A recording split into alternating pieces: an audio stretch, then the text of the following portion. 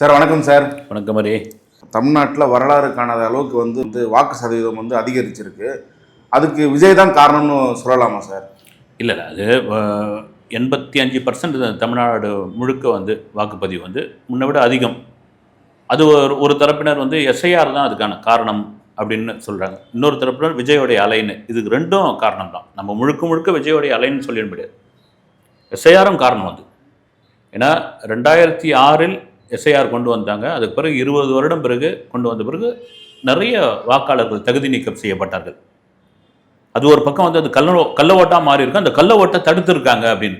ஆனால் வாக்குப்பதிவுன்ற ஒரு விஷயம் இளைஞர்கள் மத்தியில் ஒரு பெரிய ஆர்வத்தை கொண்டு வந்திருக்கு. ஏன்னா நான் திரும்ப சொல்கிறது தான் வந்து இளைஞர்கள், இப்போ இருக்கிற இளைஞர்களுக்கு வந்து அவனுக்கு அரசியல் தெரிஞ்சுக்கணும்னு ஆர்வம் கிடையாது. அரசியல் பற்றி இன்னும் புரிதல் கிடையாது. நான் ஏன் ஓட்டு போடணும், எதுக்கு நான் ஓட்டு போடணும்? இப்போ இளைஞர்கள் கூட்டம் தான் சினிமா பார்க்குதுப்பா, அவங்க தான்ப்பா தேட்டரை நிரப்புறாங்க அப்படின்ற ஒரு அது உண்மையாக இருந்தது. இப்போ சமீப காலமாக நான் இப்போச்சு நான் ஏங்க தேட்டருக்கு வரணுன்ற அளவுக்கு ஆகிட்டான் வந்து. அதாவது நல்ல ஒரு டாக் இருந்தால் துரந்தர் மாதிரி ஒரு படம், தாய்க்கிழவி மாதிரி ஒரு படம், இல்லது ஒரு ஸ்டாரோடைய படம் வந்து ஒரு விஜய் படம், அஜித் படம், ரஜினி படம் வருது அப்படின்னா அப்போ நான் போகிறேன்றான் ஃபர்ஸ்ட் ஷோ. அதன் பிறகு ஏன் நான் ஓடிடியில் பார்த்துக்கிறேன், ஃபோனில் பார்த்துக்கிறேன் அப்படின்னு செல்ஃபோனே கதியாக இருக்கிற அந்த இளைஞர்கள் மத்தியில் அரசியல் புரிதல், அரசியல் மாற்றத்தை கொண்டு வந்தது விஜய் என்பதில் மாற்று கருத்து கிடையாது. அதுதான் என்ன இருக்குதுன்னா இந்த ஓட்டு போடுற ஆர்வத்தை கொண்டு வந்திருக்குது. விஜய் மாதிரியே வந்து அந்த தேர்தல் பிரச்சார காலத்தில் அல்லது அவருடைய சுற்றுப்பயணத்தில் அந்த வெள்ளை சட்டை காக்கி பேண்ட் போட்டு வந்த மாதிரியே வந்து அந்த ட்ரெஸ் எல்லாம் போட்டு வந்து போட்டிருக்காங்க. ஆனால் வாக்கு சதவீதம் அதிகரித்துள்ளது. இந்திய தேர்தல் ஆணையரே வந்து அதுக்கு வந்து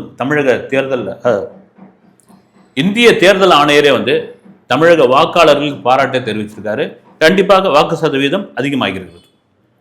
விக்கிரவாண்டி மாநாட்டில் விஜய் சொன்ன மாதிரியே ஒன்று டிஎம்கேவுக்கும் டிவிகேவுக்கும் தான் போட்டின்னு சொல்லியிருந்தாரு. ஆனால் இடையில இப்பெல்லாம் கருத்து கணிப்புலாம் பார்த்தாக்கா அதிமுகவை எடுத்துட்டு உண்மையிலுமே அவர் சொன்ன மாதிரியே டிஎம்கேவுக்கும் டிவிகேவுக்கும் தான் எல்லா இடத்துலையும் கருத்து கணிப்பு நடத்தப்படுது. அப்போ விஜய் சொன்ன மாதிரி அதை வந்து அவர் சாதிச்சிட்டாரா? இல்லை, அது அவர் வந்து சொன்னது வந்து ஒரு இதுவாக வந்து இங்கே வந்து 4 முனை போட்டி, 40 முனை போட்டி எது வந்தாலும் சரி, எங்களை பொறுத்த வரைக்கும் DMK versus TVK, TVK versus DMK, இதில் நாங்கள் ரொம்ப தெளிவாக இருக்கணும். அப்படி நம்ம அதெல்லாம் சொல்லிட முடியாது. ஏன்னா 75 வருடம் திமுகவுடைய வரலாறு, 50 வருடம் அதிமுகவுடைய வரலாறு, கூட வந்து கூட்டணியில் பிஜேபி இருக்காங்க, ஒரு என்டிஏ கூட்டணி, இந்த பக்கம் இந்தியா கூட்டணி, இங்கே கிட்டத்தட்ட 23 கட்சிகள் கூட்டணியில் இருந்திருக்காங்க. இப்படி இருக்கும் பொழுது அதை வந்து நம்ம அப்படி அசால்ட்டாக சொல்லிட முடியாது. ஆனால் விஜய் வந்து ஒரு டஃப்பை வந்து டிஎம்கே கொடுத்துருக்காரு. இப்போ என்ன பேசுகிறாங்க எப்படின்னா, இது வரைக்கும் ஆளாளுக்கு ஒரு இது சொல்கிறாங்க, விஜய் வருகையால் கணிசமான ஓட்டு டிஎம்கே தரப்பிலிருந்து பிரிக்கப்பட்டதா, அதிமுக தரப்பிலிருந்து பிரிக்கப்பட்டதா என்பது வந்து ஒரு விவாத பொருளாக மாறி இருக்கு. ஆளாளுக்கு ஒரு கால்குலேஷன் சொல்கிறாங்க, ஆளாளுக்கு ஒரு கருத்து கணிப்பு சொல்கிறாங்க. ஆனால் நெட் ரிசல்ட்டாக வரும்பொழுது தான் அது தெரியும். வந்து இது பர்சன்டேஜா, விஜய் எத்தனை இடத்துல ஜெயிச்சிருக்காரு, உண்மையாக யாருடைய வாக்கு வந்து அவர் அதிகமாக எடுத்திருக்காரு, இது ஒரு தொங்கு சட்டசபையாக வருமா, இல்லை மெஜாரிட்டியாக யாருக்கு கிடைக்கும், இல்லை விஜய் வந்து கிங்காக இருப்பாரா, கிங் மேக்கராக இருப்பாரா, இது எல்லாம் வந்து 4ஆம் தேதி தான் தெரிய வரும். ஆனால் அவருடைய கான்ஃபிடென்ட் அது வந்து டிவிகே வெர்சஸ் டிஎம்கே அப்படின்னு. அதை தாண்டி வந்து நம்ம அதிமுக, பிஜேபி, மற்ற கட்சிகள் நம்ம வந்து ஈஸியாக புறந்தள்ளிட முடியாது. ஏன்னா அவங்களுக்கான ஒரு வாக்கு வங்கி இருக்குது. நாம் தமிழர் கட்சிக்கும் ஒரு வாக்கு வங்கி இருக்குது. அந்த வாக்கு வங்கி சரிஞ்சு போயிருக்கலாம் விஜய் வந்ததுனால. மற்றபடி வந்து நம்ம அதை வந்து புறக்கணிச்சிட முடியாது. விஜய் வந்து எங்கேயும் வெளியில் வரமாட்டுறாரு, பனையூர் பங்களாவில் இருக்கிறாரு அப்படின்லாம் சொல்லிட்டு இருந்தாங்க. ஆனால் இப்போ வந்து முழு நேரமாகவே வந்து அவருடைய அலுவலகத்தில் இருக்கிறதா வந்து சில விஷயங்கள்லாம் நம்ம பார்க்குறோம். இதை எப்படி சார் பார்க்குறீங்க? இல்லை, உண்மையாக இப்போ வந்து இன்றைக்கி வந்து காணொலியெலாம் பார்த்துட்டு இருந்தேன். திடீர்னு மக்களை சந்திக்கிறாரு, அப்புறம் சிலர் ஒன்று ஃபோட்டோ எடுத்துக்கிறாரு, சிலர்கிட்ட வந்து கேட்குறாரு.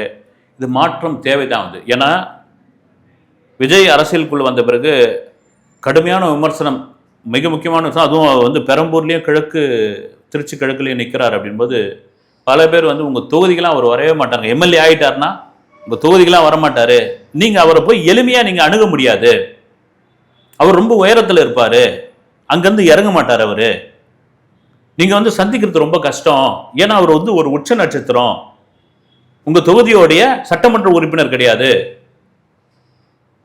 உங்களுடைய மக்களுடைய பிரதிநிதி கிடையாது, இப்படிலாம் சொல்லிட்டு இருக்கும்பொழுது தான் அவர் வந்து அந்த பெரம்பூர் கூட்டத்தில் சொன்னது, நான் வருவேன், இங்கே வந்து ஒரு வீடு எடுத்து தங்குவேன், மாதத்துக்கு ஒரு முறை உங்களை சந்திப்பேன், என்ன நீங்கள் அணுகிறதுக்கு ரொம்ப எளிமையான மனிதனாக நான் இருப்பேன் அப்படின்னு. இதுதான் வேணும். அது அதற்கான ஒரு முன்னோட்டமாக கூட, அதற்கு ஒரு அச்சாரமாக கூட அவருடைய சமீப வீடியோக்கள், இன்னைக்கு நேற்று வந்த அந்த சோஷியல் மீடியாவில் வந்த வீடியோக்கள்லாம் பார்க்கும்போது சந்தோஷமாக இருக்குது.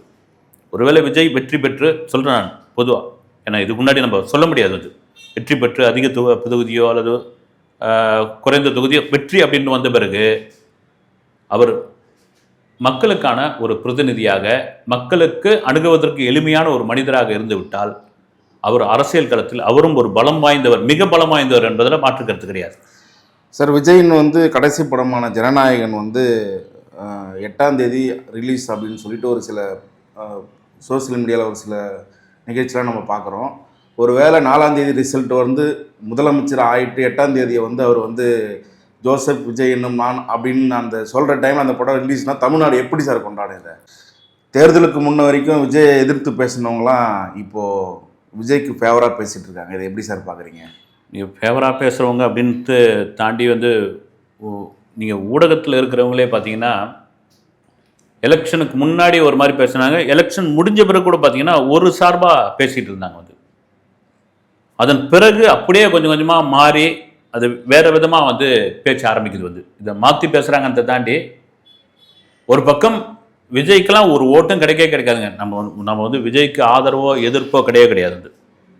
தமிழக அரசியலில் விஜய் சொன்ன மாதிரி 50 வருஷத்துக்கு ஒரு தடவை வருகிற தேர்தல் இது ஒரு அதிசய தேர்தல் அப்படின்னு சொன்னார். அப்படி ஒரு அதிசய தேர்தலாகத்தான் இந்த தேர்தலை தமிழக வாக்காளர்கள் சந்தித்துள்ளார்கள், தமிழகத்தில் உள்ள அரசியல்வாதிகள் பார்த்துள்ளார்கள் என்பதுதான் அப்பட்டமான உண்மை. அதுக்கு காரணம் என்னன்னா, வழக்கமாக ஒரு கட்சி 5 வருஷம் ஆண்டா இன்னொரு கட்சி 5 வருஷம் ஆளும். டிஎம்கே இல்லைன்னா மாற்ற ஏடிஎம்கேக்கு அடுத்து டிஎம்கே.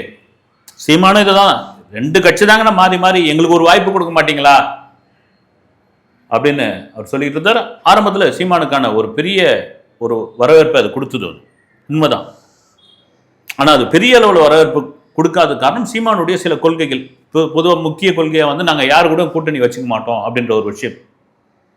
அதை மீறி விஜயோடைய அந்த அரசியல் வருகை முதல்ல ஆரம்பத்தில் ரொம்ப அண்டர் எஸ்டிமேட் பண்ணாங்க, ஒரு மாதிரி லெஃப்ட் ஹேண்டில் கூட டீல் பண்ணாங்க.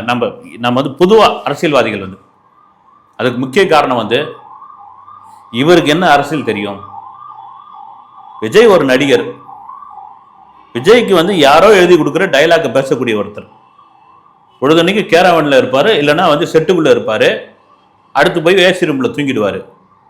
அதெல்லாம் மீறி ஒரு எக்ஸ் வலைதளத்தில் கட்சி ஆரம்பித்தவர் அதுக்கப்புறம் கொள்கை என்ன, கோட்பாடு என்ன, இப்படிலாம் கேட்க ஆரம்பித்தாங்க. அவருக்கான மாநாடு நடத்த முடியுமான்னு சொன்னாங்க. அப்புறம் ஒரு மாநாடு நடத்தின பிறகு ஒரு நம்பிக்கை இல்லாததான் இருந்தது. இப்போ அவர் அரசியல்வாதிப்பா, அவர் நடிகர்ப்பா, அவர் அரசியல்லாம் ஒத்து வர மாட்டார் பண்ணு. ஆனால் விஜயோடைய அந்த வளர்ச்சி என்பது, குறிப்பாக விஜயுடைய அந்த பயணம் கொஞ்சம் கொஞ்சமாக ஆரம்பிக்க கரூர் சம்பவத்திற்கு பிறகு விஜய் இனிமேல் தலை தூக்க முடியாது அப்படின்ற மாதிரி விமர்சனங்கள்லாம் இருந்தது. ஆனால் கடந்த இந்த தேர்தல் அறிவிக்கப்பட்டவுடன் விஜயோடைய இந்த சுற்றுப்பயணம், மேற்கொண்ட பிரச்சாரங்கள், வரவேற்பு எல்லாமே தெரிஞ்சிருக்கும். அதன் பிறகுதான் கொஞ்சம் ஆஹா ரைட்டு, இவர் மக்கள் ஏதோ ஒரு மாற்றத்தை எதிர்பார்க்குறாங்க, அந்த மாற்றத்துக்கான ஒரு விஷயமா அதுக்கு ஒரு இடைஞ்சலாக கூட விஜய் வந்திருக்காரு அப்படின்னு தெரிய ஆரம்பிச்சது. ஆனால் அது கூட விமர்சனமாக சொன்னாங்க, ஏப்பா நடிகனை பார்க்க வரோம், கூட்டமெல்லாம் ஓட்டா மாறாதுப்பா அப்படின்லாம் சொல்லியிருந்தாங்க. அது என்ன ஆகி போச்சு, எலெக்ஷன் அன்றைக்கு காட்டின ஒரு விஷயம் நம்ம கூட கடந்த வீடியோவில் பேசியிருந்தோம். காலையில் வந்துருங்க, பிடிச்ச சாமியை கும்பிட்டுருங்க, முதல் ஆளாக ஓட்டை போட்டுருங்க, நண்பா நண்பீட்ஸ் அப்படின்னு சொல்ல ஆரம்பித்தோட அதே போல் அன்றைக்கி 23ஆம் தேதி நடந்த பிறகு தான் அப்படியே சேஞ்ச் ஆச்சு. வாக்குப்பதிவு முடிந்த பிறகு பர்சன்டேஜ் கணக்கு வச்சு பேச ஆரம்பித்தாங்க. அப்புறம் தொகுதி யாருக்கு எவ்வளோ கிடைக்குன்னு பேச ஆரம்பித்தாங்க. இப்போ வரும் பேசிக்கிட்டு இருக்காங்க. ஆனால் உண்மையாக என்ன பேசினாலும் மே 4ஆம் தேதி மக்கள் தீர்ப்பை மகேசன் தீர்ப்பு, அந்த மகேசன் அவங்க என்ன தீர்ப்பு கொடுக்குறாங்கன்னு 4ஆம் தேதி ஒரு 3 மணி நேர வாக்கில் தெரிஞ்சிடும். அதெல்லாம் மீறி நீங்கள் சொல்கிற மாதிரி எதிர்த்து குரல் கொடுத்தவங்க, விமர்சனம் பண்ணவங்க, அவங்களே கொஞ்சம் இதுவாகி ஒரு சமயம் அதிகப்படியான வாக்கு கிடைச்சிருக்குமோ பர்சன்டேஜ் அதிகமாக விஜய் வந்து ஒரு தாக்கத்தை ஏற்படுத்தியிருப்பாரோ அப்படின்ற மாதிரி அந்த அந்த பேச்சில் வந்து கொஞ்சம் மாறி மாறி மாறி மாறி பேச ஆரம்பிச்சிருங்க. அதுதான் உண்மை. அதெல்லாம் மீறி விஜயோடைய அலை அடித்திருக்கிறது என்பதில் மாற்று கருத்து கிடையாது. அது உங்களுடைய விருப்பம், பல தாவேகா தொண்டர்களுடைய விருப்பம், விஜய் ரசிகர்களுடைய விருப்பம். என்ன வேணாலும் நடக்கலாம் அரசியலில் வந்து, என்ன வேணாலும் நடக்கலாம். அதுக்கு முன்னாடி நம்ம ஜோசியம் சொல்லிட முடியாது, நான் சொல்லிட முடியாது, வந்து பல பேர் அப்படி சொல்லியிருக்காங்க. ஆனால் ஜனநாயகன் படத்தின் மீதான ஒரு பிரச்சனை, அது 9ஆம் தேதி ஜனவரி 9ஆம் தேதி ரிலீஸ் ஆகியிருக்க வேண்டிய ஒரு படம். அது இன்னைக்கு ரிலீஸ் ஆகியிருந்தால் அது ஓடி முடிச்சிருக்கோம். ஆனால் அதை வந்து சுத்தலில் விட்டு அது அங்கே இங்கே மாறி அப்புறம் வந்து அது ஆன்லைனில் அந்த படம் வெளியே வந்து அது இன்னும் ஏன் படத்தை வெளியிடாமல் இருக்காங்க. இப்போ கூட பார்த்தீங்கன்னா அது ரிவர்சிங் கமிட்டி மறுபடியும் அந்த படத்தை பார்த்துருக்காங்கன்னு வேறு சொல்லியிருக்காங்க. ஒருவேளை நீங்கள் சொல்கிற மாதிரி அப்படி நடந்துருச்சு அப்படின்னா அந்த படம் ஈஸியாக வெளியே வந்துடும். அதை தாண்டி அந்த படத்தை எப்படியாவது ரிலீஸ் பண்ணி தானே ஆகணும். ஏன்னா தியேட்டருக்காரங்க இன்னும் பெரிய நம்பிக்கையாக இருக்கிறாங்க. அதுக்கான காரணம் என்னென்னா, அந்த படம் என்ன தான் ஆன்லைனில் பார்த்தாலும், டவுன்லோட் பண்ணி பல பேர் வந்து மொபைலில் பார்த்துருந்தாலும், அதை திரையில் பெரிய ஸ்க்ரீனில் பார்க்குறதுக்கு விஜய் ஃபேன்ஸு, ஃபேமிலி ஆடியன்ஸ் காத்துக்கிட்டு இருக்காங்க. அதெல்லாம் மீறி கடந்த அந்த 4 மாதமாக தமிழ் திரையுலகத்தில் வந்த படங்கள் எத்தனை ஓடி இருக்குது? கிட்டத்தட்ட ஒரு எனக்கு தெரிஞ்சு 75 படங்களுக்கு மேலே வந்திருக்குன்னு நினைக்கிறேன். எத்தனை படம் வந்து ஓடி? தியேட்டருக்காரனுடைய நிலைமை என்ன ஆகிறது? வந்து சிங்கிள் ஸ்க்ரீன் இதை வச்சு அவங்க என்ன பண்ணுவாங்க? வந்து ஜனநாயகன் மாதிரியான படம் வந்தால் தான் அவங்களுக்கு ஒரு பெரிய திருவிழா. ஆரம்பத்தில் பல தியேட்டர் உரிமையாளர்கள் அதான் சொல்கிறது, எங்களுக்கு அதாங்க திருவிழான்னு. அவங்க என்ன இப்போ திரையரங்க உரிமையாளரும் விநியோகஸ்தருமான திருப்பூர் சுப்பிரமணியம் அவர்கள் கூட என்ன சொல்கிறாரு, எப்போ அந்த படத்தை சீக்கிரமாக ரிலீஸ் பண்ணி விடுங்கன்றார். கூட்டம் இன்னுமாவது இப்போ அந்த மக்கள் வந்து ஆர்வமாக இருக்கிறாங்க. இன்னும் கேட்டால் இப்போ இன்னும் பெரிய இதுவாக இருக்கும். எலெக்ஷன் முடிஞ்ச பிறகு தான், அந்த ரிசல்ட் வந்த பிறகு தான் விடுவாங்க. ஆனால் அந்த படத்து மேலான அழுத்தம் என்னன்னு வந்து இது வரைக்கும் புரியாத புதிராக. ஆனால் கண்டிப்பாக ரிலீஸ் ஆகும். அது நீங்கள் சொல்கிற மாதிரி அந்த டேட்டா எனக்கு தெரியல, வந்து ரிலீஸ் ஆகும். கருத்துக்கள் ரொம்ப நன்றி சார். வணக்கம்.